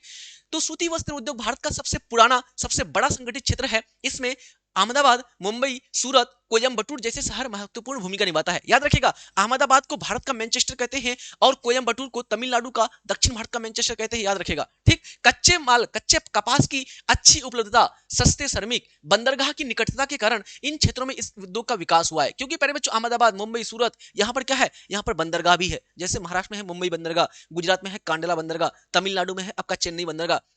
महत्वपूर्ण बंदरगाह के कारण जो कपास होता है, कपास को निर्यात किया जाता है, कपास से जो कपड़ा बनते हैं उसको निर्यात किया जाता है, एक्सपोर्ट किया जाता है दूसरे देशों को, ठीक है। तो जिसके कारण इसका विकास हुआ है। ये उद्योग न केवल घरेलू बाजार की मांग को पूरा करता है, बल्कि क्या करता है प्यारे बच्चों, भारत का एक प्रमुख निर्यातक भी है। और इससे प्यारे बच्चों लोगों को रोजगार मिलता है। बहुत सारे लोग कारखाने में काम करते हैं, है ना। आपके गांव देहात, आपके घर परिवार से जरूर लोग बोलते हैं ना, है ना, क्या बोलते हैं कि कारखाना में काम करे, सिलाई का कारखाना, जड़ी का काम कारखाना, है ना। तो यानी कि ये सूती वस्त्र उद्योग बहुत सारे लोगों को क्या करता है प्यारे बच्चों, रोजगार प्रदान करता है। भारत के लौह एवं इस्पात उद्योग का विकास एवं इसका वितरण का वर्णन दे। तो प्यारे बच्चों, लौह इस्पात उद्योग कहां कहां पर है और इसका विकास कैसे हुआ। तो याद रखिएगा, भारत में लौह इस्पात उद्योग के लिए प्यारे बच्चों सबसे पहले ब्रिटेन की सहायता से सन 1907 में प्यारे बच्चों जमशेदपुर जो पड़ता है झारखंड में प्यारे बच्चों, यहां पर एक स्थापित किया गया था टाटा आयरन स्टील कंपनी। क्या है, टाटा आयरन स्टील कंपनी, जिसको बोलते हैं टिस्को। क्या बोलते हैं, टिस्को। फिर इसके बाद आजादी के बाद जो दूसरा वाला पंचवर्षीय योजना था, इसमें बहुत ज्यादा जोर डाला गया औद्योगिक विकास पर, है ना, उद्योगों के विकास पर। इसके तहत बड़े बड़े भारी भारी उद्योग लगाए गए। बोकारो इस्पात संयंत्र इसी के तहत लगाया गया था। तो भारत में लौह एवं इस्पात उद्योग, इसका विकास स्वतंत्रता के बाद तेजी से हुआ है, जिससे ये भारत के औद्योगिक विकास का महत्वपूर्ण हिस्सा बन गया है। प्रमुख लौह एवं इस्पात संयंत्र की बात करते हैं तो छत्तीसगढ़ में पड़ता है आपका भिलाई, राउरकेला पड़ता है उड़ीसा में, दुर्गापुर पड़ता है आपका पश्चिम बंगाल में, बोकारो पड़ता है झारखंड में, जमशेदपुर पड़ता है झारखंड में। इन संयंत्रों की स्थापना कच्चे माल, जल, ऊर्जा की आसान उपलब्धता, इसके कारण किया गया। ये उद्योग भारत को आत्मनिर्भर बनाने, भारी उद्योग को समर्थन प्रदान करने और रोजगार के अवसर को उत्पन्न करने में क्या करता है, महत्वपूर्ण भूमिका निभाता है, ये सहायक है। लौह एवं इस्पात उद्योग में भारत अब दुनिया का शीर्ष देशों में से एक है। यानी कि लौह इस्पात उत्पादन का भारत में अब बहुत ज्यादा होता है, जिसके कारण भारत का उत्पादन श्रेणी में पहले स्थान उच्च चला गया है, ठीक है। आगे बात करते हैं, भारत में जल प्रदूषण के कारणों की विवेचना कीजिए। भाई, जल प्रदूषण क्यों होता है, चाहे भारत में पूछे या गंदी बस्ती में पूछे, कहीं भी पूछे प्यारे बच्चों, आप आराम से बता सकते हैं कि जल प्रदूषण के कारण क्या क्या हो सकते हैं। कि जो उद्योगों का कचरा होता है उसको सीधा जल में डाल देना, या फिर आपका नालियों का सफाई नहीं करना, वो सीधा पानी चला गया, या फिर खेती में, कृषि में ज्यादा से ज्यादा हम लोग क्या डाल देते हैं कि रासायनिक खाद, यूरिया, पोटास, डीएपी, ये सब डालते हैं। इससे हमारा पानी क्या होता है, प्रदूषित होता है। पॉलिथीन कचरा, ये सबसे हमारा प्रदूषण होता है ना। त्योहार के समय हम मूर्ति विसर्जन करते हैं, अनावश्यक पदार्थ हम छोड़ देते हैं उसमें, जैसे जैसे तैसे करके छोड़ देते हैं पूजा पाठ करके। इससे भी हमारा क्या होता है, पानी का क्या होता है मेरे बच्चों, हमारा दूषित होता है। तो क्या करना चाहिए खास करके, है ना, जैसे आपका कोई त्योहार हो, कोई पर्व हो, तो वैसे समय में हमें, है ना, यानी कि एक जागरूक जनता के रूप में हमें, है ना, क्या करना है, पूजा पाठ करना है। ऐसे नहीं कि एकदम छोड़ दिए जहां तहां जैसे तैसे, ठीक है।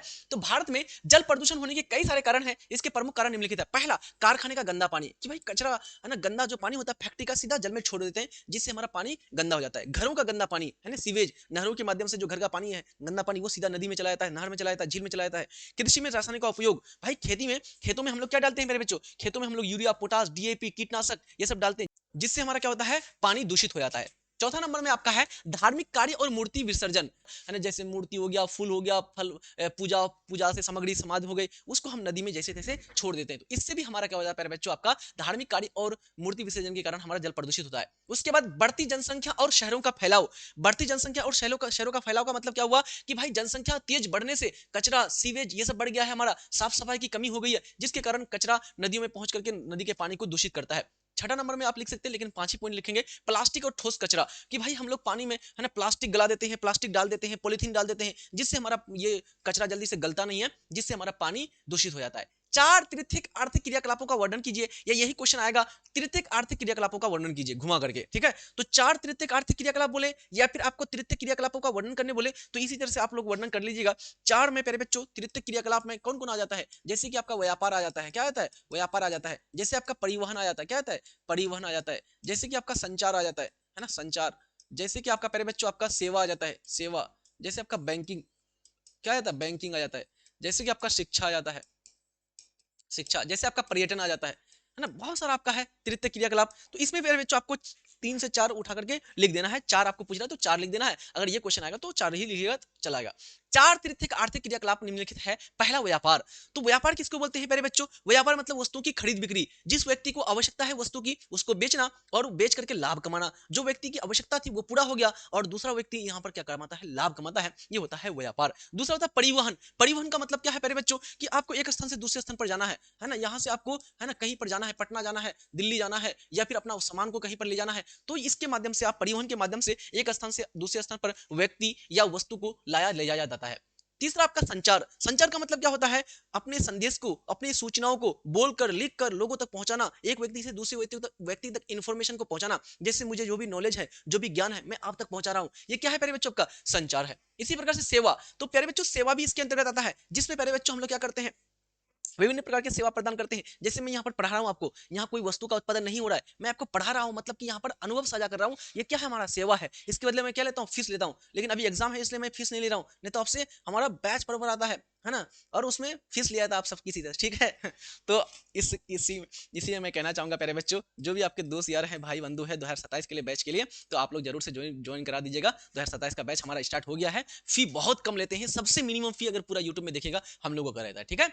बात करते हैं अंतरराष्ट्रीय व्यापार में उत्तरी अटलांटिक समुद्री मार्ग के महत्व की विवेचना कीजिए। जो हमारा प्यारे बच्चों अटलांटिक, जो हमारा उत्तरी अटलांटिक महासागर है प्यारे बच्चों, समुद्री मार्ग, इसका क्या महत्व है प्यारे बच्चों? इसके महत्व का वर्णन करना है तो इसी को ग्रैंड ट्रैंक मार्ग बोलते हैं। ये व्यापार के दृष्टिकोण से बहुत महत्वपूर्ण है। यूरोप और अमेरिका के बीच ये व्यापार के लिए सबसे ज्यादा महत्वपूर्ण है।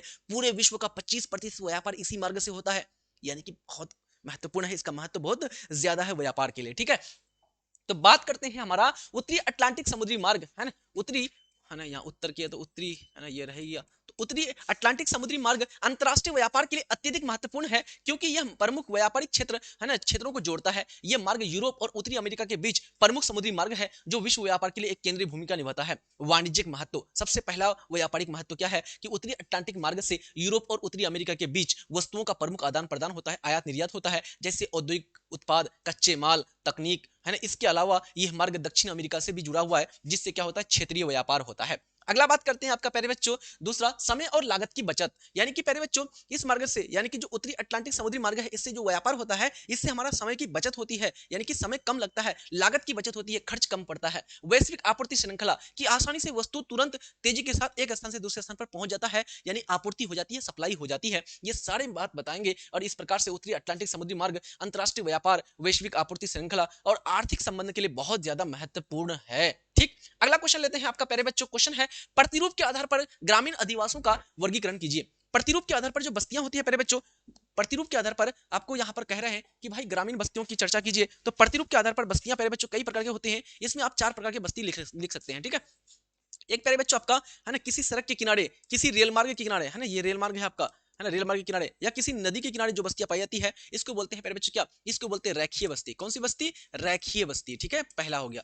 दूसरा बस्ती बोलेंगे प्यारे बच्चों आप, दूसरा बोलेंगे वृत्ताकार बस्ती। कौन सी बस्ती? वृत्ताकार बस्ती। वृत्ताकार बस्ती किसको बोलेंगे? ऐसा बस्ती जो किसी झील के चारों तरफ पाई जाती है, किसी झील, किसी तालाब, है ना, किसी तालाब या किसी पार्क के चारों तरफ पाई जाती है, उसको बोलते हैं वृत्ताकार बस्ती। तीसरा आपका होता है प्यारे बच्चों आयताकार बस्ती। कौन सी बस्ती? आयताकार बस्ती। आयताकार बस्ती ऐसा बस्तियां जो प्यारे बच्चों चौक चौराहे पर होता है ना, कहां पर होता है? चौक पर, यानी कि जहां पर मान लीजिए ये सड़क एक दूसरे को काट रहा है, तो यहाँ पर जो बस्ती होगा ना, इसको बोलते हैं आयताकार बस्ती। यहाँ पर जो बस्ती होगा, ठीक है, ये सब आपका आयताकार बस्ती है। इसी प्रकार से एक होता है प्यारे बच्चों तारकीय बस्ती। कौन सी बस्ती? तारकीय बस्ती। तारकीय बस्ती किसको बोलते हैं? मान लीजिए ये प्यारे बच्चों आपका मेन पॉइंट है, इस पॉइंट से एक रास्ता इधर जा रहा है, एक इधर जा रहा है, एक इधर आ रहा है, एक इधर आ रहा है, एक इधर जा रहा है ना, तो तारा के आकार का जैसा बन गया ना, तो इसलिए यहाँ पर इसको बोलते हैं प्यारे बच्चों, यहाँ पर जो बस्ती हो गया, यहाँ पर जो बस्ती हो गया, ये सबको बोलते हैं तारकीय बस्ती। कैसी बस्ती? तारकीय बस्ती। तो ये 4 प्रकार का आप वर्णन करेंगे, आराम से आपको पूरा का पूरा मार्क्स मिल जाएगा। तो ग्रामीण बस्तियों का यह प्रतिरूप ये दर्शाता है कि मकान किस प्रकार से हमारा फैला हुआ है ना। बस्ती क्या दिखाता है? कि मकान जिस प्रकार से फैला हुआ है उसी प्रकार से इसका नाम, अगर नदी के किनारे है तो नदी के किनारे किनारे बसा होता है, इसको बोलते हैं रेखीय प्रतिरूप। इधर झील के चारों तरफ होता है तो गोलाकार है, इसलिए इसको बोलते हैं वृत्ताकार बस्ती, है ना। तो रेखीय प्रतिरूप इस प्रकार की जो बस्तियां होती हैं, मकान ये जो होती है, यहाँ पर मकान सड़क के किनारे, रेल के किनारे, है ना, रेल मार्ग के किनारे, नदियों के किनारे, नहरों के किनारे यहाँ पर अवस्थित होता है। इसी प्रकार से आयताकार बस्ती किसको बोलते हैं? ये जो बस्ती होती है समतल क्षेत्र में, या फिर आपका जो जहां पर सड़कें एक दूसरे को समकोण पर काटती है, जहां पर सड़कें क्या होती है? आयताकार होती है, वहां पर आपको पाया जाता है आयताकार बस्ती। इसी प्रकार से आपका अगला है प्यारे बच्चों वृत्ताकार बस्ती। वृत्ताकार बस्ती ऐसी बस्ती है जहां पर प्यारे बच्चों जो मकान होते हैं वो किसी झील के चारों तरफ होता है, या किसी तालाब के चारों तरफ होता है, या किसी पार्क के चारों तरफ होता है, इसको बोलते हैं आपका वृत्ताकार बस्ती। तारकीय बस्ती किसको बोलते हैं? इस प्रतिरूप में बस्तियों का विस्तार एक मुख्य केंद्र से बाहर की ओर तारों की जैसा होता है प्यारे बच्चों, यानी कि यहाँ पर एक बिंदु है, अब इससे अलग अलग है ना मार्ग निकल रहा है या रूट निकल रहा है, तो यहाँ पर जो प्यारे बच्चों बस्ती होता है ना, यहाँ पर जो बस्ती होगा, यहाँ पर जो बस्ती होगा, यहाँ पर जो होगा, यहाँ पर जो होगा, यहाँ पर जो होगा, ये सब आपका तारकीय बस्ती के अंतर्गत आएगा। अगला प्रश्न है, लास्ट प्रश्न है, भारत के आर्थिक विकास में सड़कों की भूमिका। अभी लास्ट नहीं है, मैप का क्वेश्चन बाकी है, मैप का एक क्वेश्चन कराऊंगा आपको, मैप का भी क्वेश्चन पूछा जाता है ना। भारत के आर्थिक विकास में सड़कों की भूमिका का वर्णन कीजिए। तो भारत के आर्थिक विकास में सड़क क्या है, बहुत ज्यादा महत्वपूर्ण है आर्थिक विकास में, क्योंकि प्यारे बच्चों हम एक स्थान से दूसरे स्थान पर कैसे जा पाते हैं, सड़कों के माध्यम से जा सकते हैं। एक घर के दरवाजे से दूसरे घर के दरवाजे तक कैसे जाते हैं, सड़क के माध्यम से जाते हैं। यानी कि प्यारे बच्चों सड़क, भारत के आर्थिक विकास में सड़कों की महत्वपूर्ण भूमिका है। सड़कें देश के विभिन्न हिस्सों को, अलग अलग हिस्सों को जोड़ने का है ना प्रमुख साधन है, जिससे माल और सेवाओं का तेजी से परिवहन होता है। ये कृषि, उद्योग, व्यापार को बढ़ावा देता है, कच्चे माल और तैयार उत्पाद को ढुलाई आसान करता है। सड़कों को बेहतर नेटवर्क से रोजगार के अवसर भी है ना सर अच्छे अच्छे बनेंगे, तो इससे रोजगार के अवसर भी बढ़ते हैं, पर्यटन का विकास होता है, ग्रामीण तथा शहरी क्षेत्र के बीच कम संपर्क बढ़ जाता है। भाई अच्छे अच्छे सड़क होंगे तो तुरंत आप शहर में पहुंच जाएंगे, अगर कोई जरूरत हो, कोई काम हो तो, है ना। बेहतर सड़क परिवहन आर्थिक गतिविधियों को तेज और कुशल बनाता है, जिससे देश के जीडीपी में सकारात्मक योगदान होता है। ठीक है प्यारे बच्चों, अब बात करते हैं प्यारे बच्चों आपका, भारत का मानचित्र बनाकर निम्नलिखित को प्रदर्शित कीजिए। अब एक महत्वपूर्ण बात यह है, जो हमारे प्यारे बच्चों, जो भी बच्चे हमसे पढ़े हैं क्रैश कोर्स में, जो बच्चे हमसे पढ़े हैं एग्जाम मंत्र बैच में, है ना, और जो बच्चे हमसे पढ़े हैं उम्मीद बैच में, हम लोग का बैच था ये सारा बैच, है ना, उम्मीद बैच में, ये सारा बैच में जो भी पढ़े हैं, आप लोगों को हमने गेस क्वेश्चन दिया था, और गेस क्वेश्चन में प्यारे बच्चों हमने आपको 40 क्वेश्चन दिया था, आपको लॉन्ग क्वेश्चन, ठीक है। तो आप लोग याद किए थे, हमको सुनाए भी थे, तो आप लोग एक बार दोबारा रिविजन कर लीजिएगा, ठीक है। और जो बच्चे हमारे नए हैं, है ना, और जो हमारे पुराने हैं, सब किसी के लिए ये दवाई अंतिम दवाई है ना। ये दवाई क्या है, अंतिम दवाई है, इंजेक्शन है, ये टेबलेट है आपका, ये सब के लिए काम करने वाला है, एक प्रश्न भी इससे आपका बाहर नहीं आएगा। अब पहले बच्चों मानचित्र की बात करते हैं, तो पहले भारत का आपको मानचित्र बनाने आएगा। अब भारत का मानचित्र जिसको बनाने आता है ठीक, जिसको नहीं आता ऐसे बना लीजिएगा, ठीक है, ऐसे बना लीजिएगा, जिसको नहीं आता है, ठीक है। अगर आपका क्वेश्चन सीधा सीधा बन जा रहा है लिखने वाला क्वेश्चन, तो उसको बना लीजिएगा, अगर नहीं बन रहा है तो ऐसे मानचित्र बना लीजिएगा, ठीक है। और जिसको आता है प्यारे बच्चों, तो उसको वो अच्छे से प्रैक्टिस करके एकदम बढ़िया तरीके से बना लीजिएगा, ठीक है। समझ में आ रही बात? तो आराम से मैं आपको रफ बना करके दिखा रहा हूँ फटाफट थोड़ा सा, ठीक है, इस प्रकार से बना के दिखा दीजिएगा, ठीक है। और उसके बाद अलग अलग स्थान को दिखा देना है। अब इसमें स्थान में क्या बोले थे हमने, 5 कैटेगरी का क्वेश्चन आता है। पहला क्वेश्चन आएगा आपको राजधानी, है ना, राज्य की राजधानी आ जाएगा। इसके बाद प्यारे बच्चों आपका महानगर आ जाएगा, है ना, महानगर आ जाएगा। इसी प्रकार से आपको प्यारे बच्चों आपका नदी आ जाएगा। इसी प्रकार से आपको बंदरगाह आ जाएगा, क्या आ जाएगा, बंदरगाह आ जाएगा। इसी प्रकार से प्यारे बच्चों आपका क्या आ जाएगा, औद्योगिक नगर आ जाएगा, औद्योगिक नगर आ जाएगा, है ना, औद्योगिक नगर आ जाएगा, है ना। या हो सकता है कभी कभी पर्वत भी पूछ लेता है ना। तो ये सारे प्रश्न इस तरह से आएंगे। तो सबसे पहले बात करते हैं कांडला बंदरगाह। तो प्यारे बच्चों ध्यान रखिएगा, बंदरगाह की बात करते हैं प्यारे बच्चों, अगर हम बंदरगाह की बात करते हैं तो भारत में प्यारे बच्चों यहाँ पर आपका गुजरात में है कांडला बंदरगाह, महाराष्ट्र में है मुंबई बंदरगाह, यहाँ पर आपका गोवा में है आपका प्यारे बच्चों मारमा गांव बंदरगाह। इसी प्रकार से आपका कर्नाटक में है आपका प्यारे बच्चों न्यू मंगलोर बंदरगाह। इसी प्रकार से केरल में है आपका कोच्चि बंदरगाह, ठीक। यहाँ पर बात करते हैं तमिलनाडु में है आपका चेन्नई बंदरगाह, तमिलनाडु में है तूतीकोरिन बंदरगाह। विशाखापट्टनम बंदरगाह आंध्र प्रदेश में है, और यहाँ पर पारादीप बंदरगाह आपका उड़ीसा में है। आपका कोलकाता में प्यारे बच्चों आपका पश्चिम बंगाल में हल्दिया बंदरगाह है, और एक अंदर में है आपका कोलकाता बंदरगाह, ठीक है। तो ये सभी बंदरगाह हो गए, ठीक। तो कांडला बंदरगाह यहां पर हो गया आपका। इसी प्रकार से बात करें सोन नदी, अब नदी में आएगा क्वेश्चन, तो नदी में प्यारे बच्चों क्वेश्चन आएगा जो, तो नदी में आपको दिखाना है, ध्यान रखिएगा नदी के लिए प्यारे बच्चों। तो एक तो आपको आएगा गंगा नदी, तो गंगा नदी उत्तराखंड से निकलती है, ऐसे करके बहती है, ये हो गया गंगा नदी। इसी प्रकार से आपको यमुना नदी, ये भी उत्तराखंड से निकलती है और आकर के यहाँ पर उत्तर प्रदेश में आकर के मिल जाती है। इसी प्रकार से पूछा जाएगा प्यारे बच्चों आपको कौन सा नदी, नर्मदा नदी, तो नर्मदा नदी आपका यहाँ पर ऐसे बहती है, ठीक। सोन नदी, तो सोन नदी यहाँ से निकल करके आपको यहाँ पर गंगा में आके मिल जाती है, ठीक है। तो ये 4 नदियां आपको बार बार पूछी जाती है, ठीक। इसी प्रकार से आपको आएगा पटना, है ना, राजधानी। राजधानी में आपको क्या क्या पूछा जाता है, तो बिहार की राजधानी पटना, ये हो गया आपका बिहार की राजधानी पटना। इसी प्रकार से जयपुर, है ना, राजस्थान की जयपुर, ये जयपुर पूछा जाता है। इसी प्रकार से आपको रांची आएगा, तो झारखंड की राजधानी रांची हो जाएगा, ठीक है। इसके बाद आपका महानगर में आएगा, तो महानगर में आपका यहाँ पर दिल्ली है महानगर। उसके बाद आपका मुंबई महानगर है, आपका क्या है, मुंबई महानगर है। उसके बाद आपका यहाँ पर चेन्नई महानगर है। उसके बाद यहाँ पर आपका कोलकाता, पश्चिम बंगाल में आपका क्या है, कोलकाता है यहाँ पर आपका, है ना, महानगर है। यहाँ पर आपका है बेंगलुरु, है ना, क्या है, बेंगलुरु। यहाँ पर आपका है तेलंगाना, ये हैदराबाद, है ना, हैदराबाद। ये सब के सब महानगर है, प्रमुख महानगर। विंध्य पर्वत श्रेणी, अगर पर्वत श्रेणी में आएगा प्यारे बच्चों, तो पर्वत श्रेणी में विंध्य ही आता है बार बार, अगर आएगा तो ये हो गया विंध्य पर्वत श्रेणी, ठीक है। ये हो गया विंध्याचल की पहाड़ी। इसी प्रकार से सतपुड़ा आएगा, तो ये हो गया आपका राजस्थान में आपका सतपुड़ा की पहाड़ी, ठीक है। राजस्थान में हो गया आपका सतपुड़ा की पहाड़ी, ठीक है। समझ में आ रही बात? और इसके बाद कोई पर्वत और आता नहीं है, ये दोनों में से कोई आएगा, ठीक है। ये अरावली पर्वतमाला है, अरावली पर्वतमाला, ये विंध्याचल की पहाड़ी। सतपुड़ा यहाँ पर है प्यारे बच्चों, छोटा सा, ठीक है, सतपुड़ा, ये हो गया सतपुड़ा, ठीक। बात करते हैं आपका मुंबई, तो मुंबई तो हमने आपको दिखा दिया। ठीक है, तो आई होप कि ये सारे प्रश्न आप लोग कर लिए, अच्छे से प्रैक्टिस भी कर लिए होंगे। आप लोगों को हमने मैप का क्लास कराया अलग से, ठीक है, तो आप लोग देख लीजिएगा, मैप बाई गुलाब सर मंगाइएगा, आपको आ जाएगा, ठीक है, या बाई उम्मीद क्लासेस लिखिएगा, आ जाएगा आपके पास, ठीक है। तो मैप का क्लास देख लीजिएगा, आ जाएगा, ठीक है। बनाने सिखाएं, बहुत लंबा से थोड़ा बताएं, अच्छा से बताएं। तो आई होप ये सेशन आप लोग को अच्छा लगा होगा, सारी चीजें मस्त तरीके से समझ में आ गए होंगे, किसी प्रकार की समस्या नहीं रहा होगा। इस पीडीएफ को जरूर प्राप्त कर लीजिएगा। पीडीएफ को प्राप्त करने के लिए क्या कीजिएगा, पहले बच्चों आप लोग प्ले स्टोर में जाइए, वहां पर जाकर के उम्मीद क्लास एप्लीकेशन को डाउनलोड कर लीजिए। यहाँ पर एक बैच दिए हैं आप लोग को फ्री में, जिसका नाम है एग्जाम साथी बैच, है ना। वहां पर 1 रुपया दिखाएगा, उस 1 रुपया में आपको फ्री कूपन कोड यूज करना है और आपको खुल जाएगा बैच, ठीक। तो यहाँ पर आपको प्यारे बच्चों, इसी में आपको ये पीडीएफ आपको मिल जाएगा, ठीक है। जो भी क्लासेस होगी इंपोर्टेंट ये सब मिल जाएगा आपको। ऑब्जेक्टिव भी क्लास कराएंगे आपको, अभी शॉर्ट क्वेश्चन का भी हम लोग क्लास कराएंगे, बहुत महत्वपूर्ण आपको क्लास, है ना, होगा, ठीक। तो करते हैं इसी के साथ सेशन को समाप्त। आई होप ये सेशन मस्त लगा होगा, कोई क्वेश्चन इससे बाहर नहीं आएगा। आप लोग बार बार प्रैक्टिस कर लीजिए, अच्छे से प्रैक्टिस कर लीजिए, बार बार प्रैक्टिस कर लीजिए, देख लीजिए अच्छे से, ठीक है। करते हैं सेशन को समाप्त, तब तक के लिए जय हिंद, धन्यवाद, bye, take care and love you all.